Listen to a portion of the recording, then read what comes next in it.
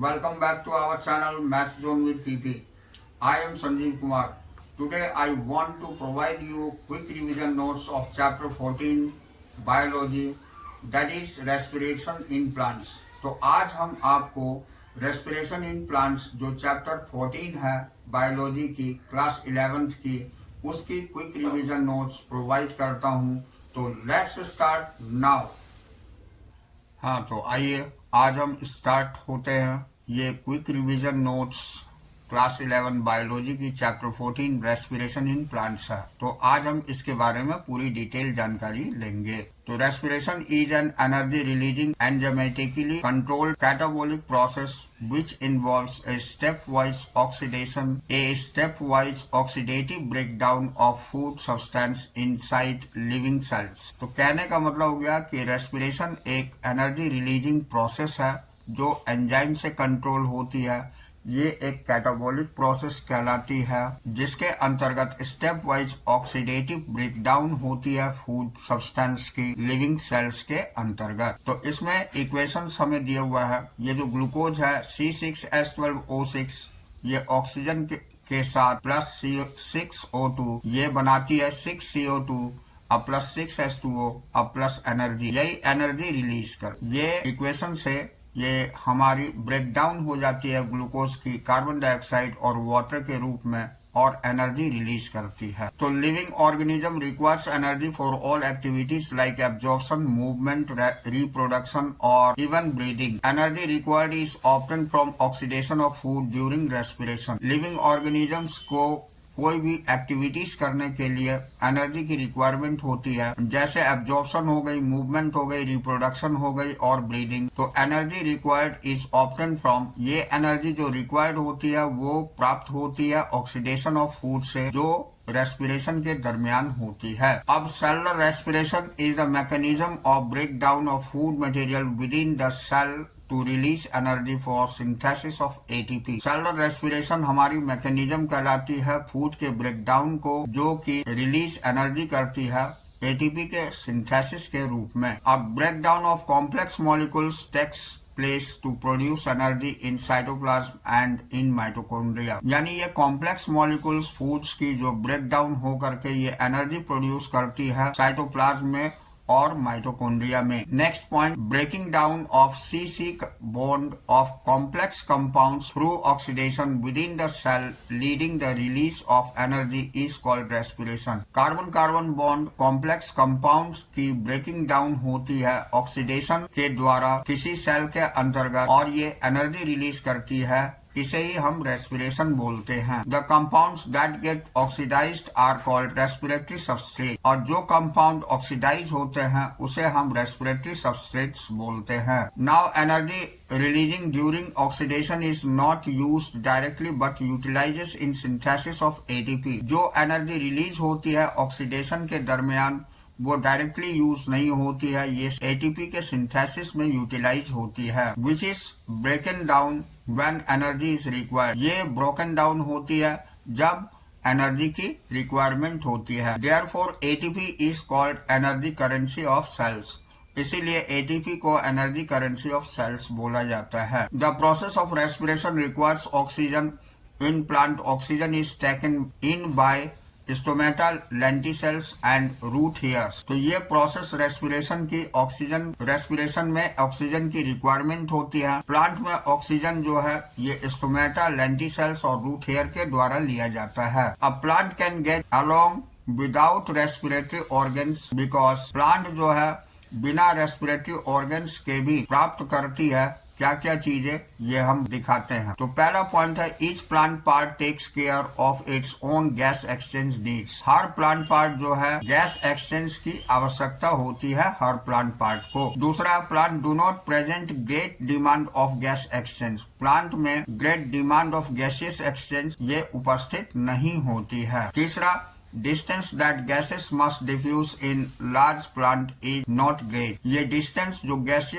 Gases की होती है वो डिफ्यूज लार्ज प्लांट में नहीं होती है अधिकता के साथ. चौथा होता है during photosynthesis O2 is released in leaves and diffuse to other parts of leaves. तो फोटोसिंथेसिस के दरमियान O2 रिलीज होती है पत्तियों से और जो डिफ्यूज करती है अदर पार्ट्स ऑफ लीव्स के द्वारा। During process of respiration, oxygen is utilized and carbon dioxide and water is released along with energy molecules in form of ATP। यानी रेस्पिरेशन प्रोसेस के दरमियान यूटिलाइज होती है कार्बन डाइऑक्साइड और water की release करता है और एनर्जी मॉलिक्यूल्स के साथ में एटीपी फॉर्म करती है। अब respiratory quotient is the ratio of volume of carbon dioxide produce to the volume of oxygen consumed in respiration over a period of time. एक निश्चित समय में जो कार्बन डाइऑक्साइड की वॉल्यूम जो प्रोड्यूस होती है ऑक्सीजन की वॉल्यूम जो कंज्यूम होती है उसकी रेशियो को रेस्पिरेटरी कोशेंट बोलते हैं। RQ is equal to 1 for carbohydrate and less than 1 for protein and peptones. तो RQ ये इक्वल होती है 1 के बराबर कार्बोहाइड्रेट के लिए और प्रोटीन के लिए लेस देन 1 होती है और पेप्टोन्स के लिए। अब हम फ्लो चार्ट में देखते हैं रेस्पिरेशन हमारी दो टाइप की होती है, एरोबिक रेस्पिरेशन और एनारोबिक रेस्पिरेशन। अब एरोबिक रेस्पिरेशन ऑक्सीजन के प्रेजेंस में होता है जबकि एनारोबिक रेस्पिरेशन ऑक्सीजन के एब्सेंस में होता है। एरोबिक रेस्पिरेशन में पहली होते हैं ग्लाइकोलाइसिस, दूसरा क्रेब्स साइकिल, तीसरा टर्मिनल ऑक्सीडेशन। ये 3 पॉइंट्स आते हैं एरोबिक रेस्पिरेशन के अंतर्गत। तो आइए डिटेल्स में पहले एरोबिक रेस्पिरेशन हम देखते हैं। यहाँ aerobic respiration is the enzymatically controlled release of energy in a step wise catabolic process of complete oxidation of organic food into carbon dioxide and water with oxygen acting as terminal oxidant। Aerobic respiration enzymatically controlled होती है और ये energy release करती है step wise catabolic process के अंतर्गत जिसमें oxidation organic food की हो जाती है कार्बन डाइऑक्साइड और वाटर के रूप में और ऑक्सीजन एक टर्मिनल ऑक्सीडेंट का काम करता है। इसके अंतर्गत ग्लूकोज कैसे स्प्लिट आउट होती है CO2 और वाटर में और इसके बाद एनर्जी रिलीज करती है ये सारी दिखाई गई है इस डायग्राम के अंतर्गत। अब हम दूसरी आते हैं ग्लाइकोलाइसिस। इसमें पहला पॉइंट है the scheme of glycolysis is given by Gustav Embden. ये गस्टैव एम्बडेन के द्वारा दिया गया है। ओटो मायरहोफ एंड जे पैरनेस इन तीनों साइंटिस्टों ने हमें ग्लाइकोलाइसिस की प्रोसेस के बारे में बताया है। It is called the EMP pathways. तो इसीलिए इसे EMP पाथवेज बोला जाता है। E फॉर एम्बडन, M फॉर मेयरहोफ और P फॉर पैरनेस। तो ये EMP पाथवेज बोला जाता है। अब glycolysis is the partial oxidation of glucose और similar hexose sugar into 2 molecules of pyruvic acid through a series of enzyme mediated reactions releasing some ATP and NADH2। It occurs in cytoplasm। यानी glycolysis एक partial oxidation होती है glucose की similar या similar hexose sugar की। इसमें 2 molecule pyruvic acids की बनती है और ए सीरीज ऑफ एंजाइम यानी एक सीरीज एंजाइम की मेडिएटेड रिएक्शंस होती है। ये बहुत सारे एंजाइम की यूज होती है। रिलीजिंग सम ATP, इसमें कुछ ATP रिलीज होती है और NADH2 भी रिलीज होती है। इट अकर्स इन साइटोप्लाज्म, ये साइटोप्लाज्म में पाई जाती है। नेक्स्ट पॉइंट हमारी है in plant glucose is derived from sucrose. Plant में ग्लूकोज जो है सुक्रोज से डेराइव होती है और फॉर्म स्टोरेज कार्बोहाइड्रेट्स और ये स्टोरेज कार्बोहाइड्रेट से होती है। Sucrose is converted into glucose. Sucrose जो है ये ग्लूकोज में कन्वर्ट हो जाती है एंड फ्रुक्टोज ग्लूकोज और फ्रुक्टोज में बाय एंजाइम इन्वर्टेज। ये एंजाइम इन्वर्टेज के द्वारा होती है। Next point glycolysis start with phosphorylation of glucose in presence of enzyme hexokinase to form glucose 6 phosphate. 1 molecule of ATP is used in this process. यानी glycolysis start होते हैं phosphorylation of glucose से जो enzyme hexokinase के presence में होती है और यहाँ ग्लूकोज 6 फॉस्फेट बनती है। एक मॉलिक्यूल ATP यूज करी जाती है इस प्रोसेस में। नेक्स्ट है in next step glucose 6 phosphate is converted into fructose 6 phosphate.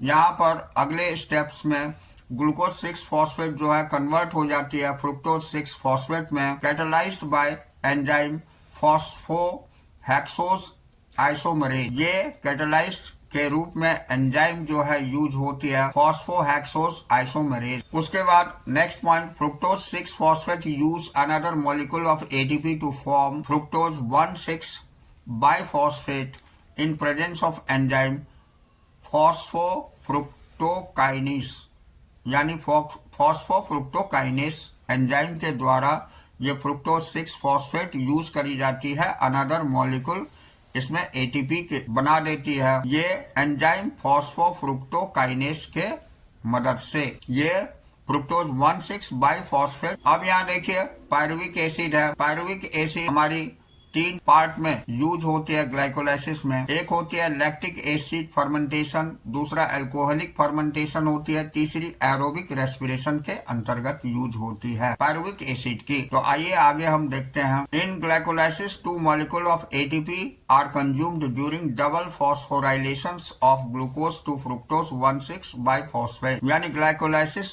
2 molecules ATP का यूज करता है, कंज्यूम करता है। इसमें फॉस्फोराइलेशन के डबल फॉस्फोराइलेशन के दरमियान जिसमें ग्लूकोज से फ्रुक्टोज 1,6 बाइफॉस्फेट का निर्माण होता है, 2 molecules of NADPH2 are formed. इसमें 2 मॉलिक्यूल NADPH2 की फॉर्म होती है at the time of oxidation of glyceraldehyde 3 phosphate. यहाँ ऑक्सीडेशन होती है ग्लिसरल्डिहाइड 3 फॉस्फेट की टू 1,3 बाइफॉस्फोग्लिसरेट, ऑक्सीडाइज होकर के 1,3 बाइफॉस्फोग्लिसरेट बनाती है। Each NADH is equivalent to 3 ATP, प्रत्येक NADH जो है 3 ATP के इक्विवेलेंट होती है। So the net gain in glycolysis is 8 ATP। यहाँ पर नेट गेन ग्लाइकोलाइसिस में 8 ATP की हो जाती है। अब next point, pyruvic acid is the key product of glycolysis. Further breakdown of pyruvic acid depends upon the need of cell. Pyruvic acid जो है ये की प्रोडक्ट होती है ग्लाइकोलाइसिस की। आगे चल करके पायरुविक एसिड का ब्रेकडाउन डिपेंड करता है सेल की आवश्यकता के अनुसार। In animal cell like muscle during exercise when oxygen is insufficient for aerobic respiration, pyruvic acid is reduce to lactic acid. Animal cell में मसल्स जब एक्सरसाइज करती है उस समय में ऑक्सीजन जब इनसफिशिएंट होती है तो एरोबिक रेस्पिरेशन के अंतर्गत पायरुविक एसिड रिड्यूस हो जाती है लैक्टिक एसिड में by enzyme lactate dehydrogenase. Enzyme lactate dehydrogenase के द्वारा होती है due to reduction of NADH2। यहाँ NADH2 की रिडक्शन के कारण होती है। ये आपको यहाँ दिखाई गई है इस डायग्राम में। ग्लूकोज से ग्लिसरल्डिहाइड 3 फॉस्फेट में निर्माण हो जाती है, ये 3 फॉस्फोग्लिसरिक एसिड्स बनाती है। यहाँ NAD से NADH plus H plus ion convert होती है। अब इससे ये फॉस्फोफेनोल पायरुविक एसिड्स बनाती है, ये पायरुविक एसिड में कन्वर्ट होती है। इसमें ये इथेनॉल और NADH H प्लस जो है NAD प्लस में चेंज हो जाती है, या फिर ये लैक्टिक एसिड बना देती है जहां पर NADH H प्लस फिर NAD प्लस में कन्वर्ट होती है। तो इस तरह ये डायग्राम हमें शो करता है कि ग्लूकोज से ये लैक्टिक एसिड कैसे बनती है इन एब्सेंस ऑफ ऑक्सीजन में।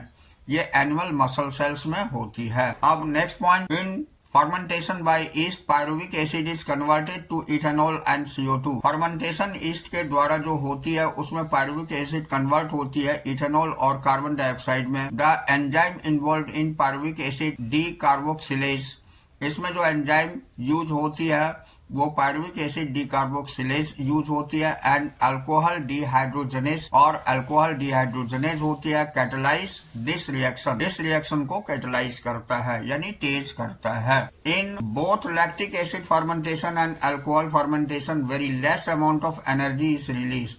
दोनों लैक्टिक एसिड फर्मेंटेशन और अल्कोहलिक फर्मेंटेशन दोनों में बहुत ही कम अमाउंट एनर्जी की रिलीज होती है। Yeast poison themselves to death if concentration of alcohol reaches above 13%। Yeast जो है पॉइजन के कारण जो है इसकी डेथ हो जाती है, क्योंकि अल्कोहल की कंसंट्रेशन जब 13% से अधिक हो जाती है तब ये यीस्ट समाप्त हो जाती है। Final product of glycolysis pyruvate is transported from the cytoplasm into mitochondria for further breakdown. Final product glycolysis की पायरुवेट होती है जो ट्रांसपोर्ट कर दी जाती है साइटोप्लाज्म से माइटोकॉन्ड्रिया में फॉर फर्दर ब्रेकडाउन, आगे की ब्रेकडाउन के लिए। अब नेक्स्ट है oxidation of pyruvate acetyl coenzyme A is done to produce CO2 and NADH, यानी ऑक्सीडेशन पायरुवेट की एसिटाइल कोएंजाइम A में हो जाती है जो प्रोड्यूस करती है CO2 और NADH को। The reaction catalysed by pyruvic dehydrogenase requires the participation of several coenzyme including NAD+। इसके अंतर्गत इस रिएक्शन में कैटलाइज के रूप में पायरुविक डिहाइड्रोजनेज की रिक्वायरमेंट होती है जो पार्टिसिपेशन करती है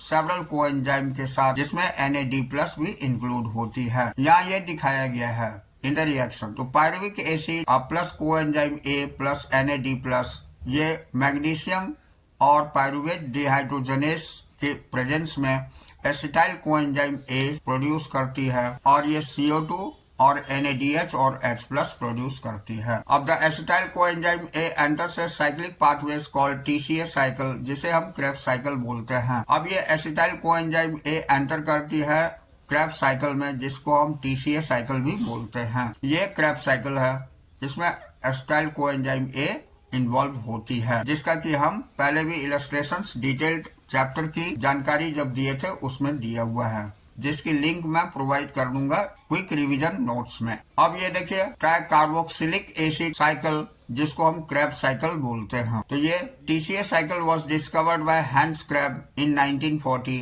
ये TCA साइकिल जो है डिस्कवर्ड किया गया था हैंस क्रैब्स के द्वारा 1940 में। This cycle is called TCA cycle because initial product is citric acid. ये साइकिल TCA साइकिल कहलाती है क्योंकि इसकी इनिशियल प्रोडक्ट साइट्रिक एसिड होती है। दूसरा पॉइंट है acetyl coenzyme A combine with OAA that is oxaloacetic acid and water to yield citric acid in presence of enzyme citrate synthase to release coenzyme A, यानी acetyl coenzyme A combine करती है oxalo acetic acids के द्वारा, water को ये yield करती है और citric acid in presence of यानी presence of enzyme citrate synthase के द्वारा जो रिलीज करती है कोएंजाइम A। अब नेक्स्ट पॉइंट हमारी है citrate is then isomerized to isocitrate. It is followed by 2 successive steps of decarboxylation leading to the formation of alpha ketogluteric acids and then succinyl coenzyme A, यानी citrate जो है ये आइसोमेराइज्ड होती है, इसे आइसोसाइट्रेट कहते हैं। It is followed by 2 successive steps, इसमें 2 सक्सेसिव स्टेप्स फॉलो करी जाती है डी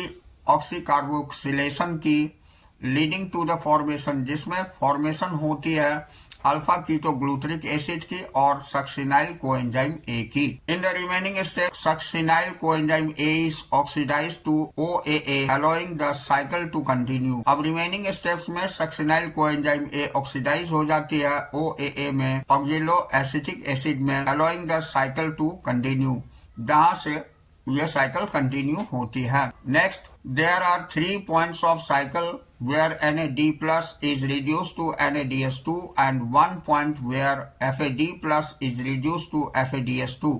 यहाँ पर 3 पॉइंट होती है साइकिल की, जहाँ NAD+ जो है ये NADH2 में रिड्यूस हो जाती है और FAD+ जो है ये FADH2 में रिड्यूस हो जाती है। अब नेक्स्ट देखिए, a molecule of glucose produce 2 molecule of NADH2। ये एक मॉलिक्यूल ग्लूकोज की 2 मॉलिक्यूल NADH2 की बनाती है, 2 ATP एंड 2 पायरुवेट, 2 ATP और 2 पायरुवेट बनाती है व्हाइल अंडरगोइंग ग्लाइकोलाइसिस, जब ये ग्लाइकोलाइसिस में जाती है। The 2 molecules of pyruvate are completely degrade, 2 molecule pyruvate की ये कम्प्लीटली डिग्रेड होता है इन क्रेब्स साइकिल के अंतर्गत to form 2 molecules of ATP, जहाँ 2 मॉलिक्यूल ATP की बनती है और 8 NADH2 and 2 FADH2, 8 NADH2 molecule बनती है और 2 FADH2 बनती है। अब ये रिएक्शन में दिखाया गया pyruvic plus 4 NAD plus FAD plus 2H2O plus ADP plus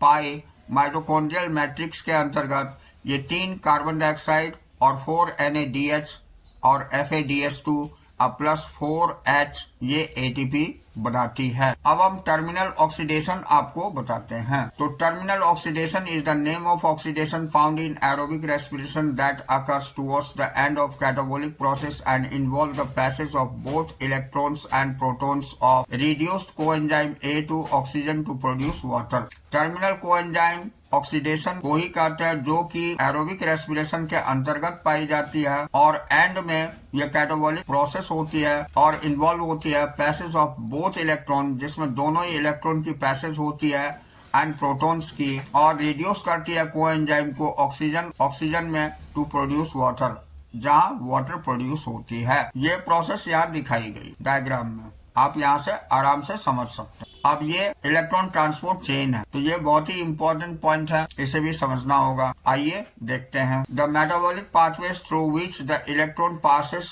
from the carrier to another inside the inner mitochondrial membrane is called ETC और माइटोकॉन्ड्रियल रेस्पिरेटरी चेन। तो ये मेटाबॉलिक पाथवेज में जिसमें इलेक्ट्रॉन पास करती है एक कैरियर के रूप में another inside the inner mitochondrial membrane, और दूसरा जो है इनर माइटोकॉन्ड्रियल मेम्ब्रेन में होती है, इस कॉल्ड, इसी को हम ETC और माइटोकॉन्ड्रियल रेस्पिरेशन चेन बोलते हैं। सेकंड पॉइंट हमारी है electrons from NADH produce during citric acid cycle and oxidised by NADH dehydrogenase and electrons are transferred to ubiquinone located within the inner membrane. यानी electron NADH से produce होती है during citric acid cycle में और ये oxidise हो जाती है NADH डिहाइड्रोजनेज में, और इलेक्ट्रॉन ट्रांसफर होती है यूबीक्विनोन जो लोकेटेड होती है within the inner membrane. Ubiquinone also receives electrons from FADH2।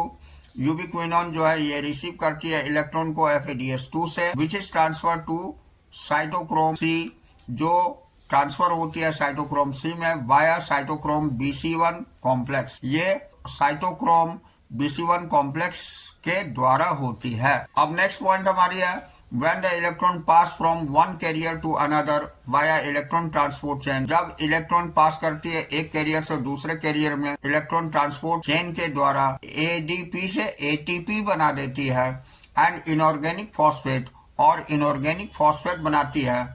The number of ATP molecules synthesized depend on the electron donor। ये ATP molecule जो है ये synthesize हो जाती है, डिपेंड करती है इलेक्ट्रॉन डोनर के ऊपर। Oxidation of one molecule of NADH gives rise to 3 molecule of ATP। यहाँ एक मॉलिक्यूल NADH की ऑक्सीडेशन से ये 3 मॉलिक्यूल ATP फॉर्म करती है, while oxidation of a molecule of FAD2 produce 2 molecule of ATP। जहाँ FAD की 2 मॉलिक्यूल, एक मॉलिक्यूल जो है ये प्रोड्यूस करती है ATP की 2 मॉलिक्यूल को। अब यहाँ पर हम डिफरेंस देखते हैं ये ऑक्सीडेटिव फॉस्फोराइलेशन और फोटोफॉस्फोराइलेशन के अंतर्गत। तो सबसे पहले हम ऑक्सीडेटिव फॉस्फोराइलेशन के पॉइंट्स देखते हैं। तो it occurs in respiration process, ये रेस्पिरेशन प्रोसेस के दरमियान होती है, और energy of oxidation reduction is used for production of protein gradients required for photophosphorylation. और एनर्जी जो ऑक्सीडेशन रिडक्शन में यूज होती है ये प्रोड्यूस होती है प्रोटॉन ग्रेडियंट के द्वारा जो रिक्वायर होती है फोटोफॉस्फोराइलेशन के लिए। दूसरा हम फोटोफॉस्फोराइलेशन देखते हैं। इट अकर्स इन फोटोसिंथेसिस, ये फोटोसिंथेसिस में होती है, जबकि ऑक्सीडेटिव फोटोफॉस्फोराइलेशन में रेस्पिरेशन के दरमियान होती है। अब light energy is utilise to production of proton gradient for phosphorylation. इसमें लाइट एनर्जी की यूटिलाइज होती है प्रोडक्शन ऑफ फोटो ग्रेडियंट्स के रूप में फॉस्फोराइलेशन के लिए। ये आपको यहाँ दिखाई गई है। अब आइए इसके पॉइंट्स देखते हैं। The energy released during ETS is called make ATP with the help of ATP synthase, which consists of 2 major parts F1 and F0। तो द एनर्जी रिलीज ETS में जो एनर्जी रिलीज होती है ये ATP को बनाने में यूज होती है, जो हेल्प करती है ATP सिंथेस में, और जो कंसिस्ट होती है 2 मेजर पार्ट में F1 और F0 के रूप में। F1 is a peripheral membrane protein complex having site of synthesis of ATP from ADP and inorganic phosphate. ये F1 peripheral membrane protein complex की साइट होती है जहां ATP की सिंथेसिस होती है ADP से और इनऑर्गेनिक फॉस्फेट से। अब F0 is the integral membrane protein that form channel from proton. F0 integral membrane protein में होती है जो फॉर्म करती है चैनल फॉर प्रोटॉन की। For each ATP produced 2H plus passage through F0 from the intermembrane space to the matrix down the electrochemical proton gradient. ये electrochemical proton gradients के द्वारा होती है। अब हम फर्मेंटेशन और एरोबिक रेस्पिरेशन के बीच में डिफरेंस देखते हैं। तो फर्मेंटेशन के अंतर्गत पहला पॉइंट है it accounts for the incomplete oxidation of glucose. इसके अंतर्गत इनकम्प्लीट ऑक्सीडेशन होती है ग्लूकोज की। दूसरा, in fermentation there is a net gain of only 2 molecule of ATP. इसमें केवल 2 मॉलिक्यूल एटीपी की बनती है। और NADH is oxidise to NAD+ very slowly. इसमें NADH ऑक्सीडाइज होती है NAD+ के रूप में बहुत ही स्लोली। जबकि एरोबिक रेस्पिरेशन के अंतर्गत पहला पॉइंट हमारा होता है it accounts for complete oxidation of glucose. यहाँ पर ये कंप्लीट ऑक्सीडेशन ग्लूकोज की हो जाती है। In aerobic respiration there is more net gain of ATP। यहाँ पर बहुत सारी मॉलिक्यूल ATP की फॉर्म करती है, यानी 18 मॉलिक्यूल ATP की फॉर्म करती है, जबकि इसमें 2 मॉलिक्यूल ATP फॉर्म होती है। NADH is oxidise to NAD+ very fast. इसमें NADH ऑक्सीडाइज होती है NAD+ में बहुत ही तेजी से। ये दोनों के बीच में डिफरेंस है। अब हम एम्फीबॉलिक पाथवेज देखते हैं। तो glucose is favoured substrate for respiration. Glucose favoured substrate होती है रेस्पिरेशन के लिए। All carbohydrates are usually converted into glucose before the use of respiration. जितने भी कार्बोहाइड्रेट मॉलिक्यूल होते हैं ये कन्वर्ट हो जाती है ग्लूकोज में रेस्पिरेशन यूज होने से पहले। Fats need to be broken down into glycerol. Fats जो है ग्लिसरॉल में ब्रोकन डाउन हो जाती है एंड फैटी एसिड्स में, which is further broken converted into acetyl coenzyme A and enter the respiration pathway. जो आगे चल करके एसिटाइल कोएंजाइम A में ब्रोकन डाउन हो जाती है और कन्वर्ट हो जाती है और एंटर रेस्पिरेटरी पाथवेज में, और ये एंटर कर जाती है रेस्पिरेटरी पाथवेज में। Proteins are broken into amino acids. Proteins जो है एमिनो एसिड्स में ब्रोकन डाउन हो जाती है and further enter in Krebs cycle, और ये क्रेब्स साइकिल में एंटर कर जाती है। Breaking down process with the living organism is called catabolism and synthesis process is called anabolism process. So respiration is a amphibolic pathway. Breaking down हो जाती है process में लिविंग ऑर्गेनिज्म के अंतर्गत कैटाबॉलिज्म, और सिंथेसिस होती है प्रोसेस जिसको एनाबॉलिज्म बोलते हैं। इसमें दोनों ही क्रिया होती है, इसीलिए रेस्पिरेशन को हम एम्फीबॉलिक पाथवेज बोलते हैं। तो that's all this chapter. We will meet again on the next class.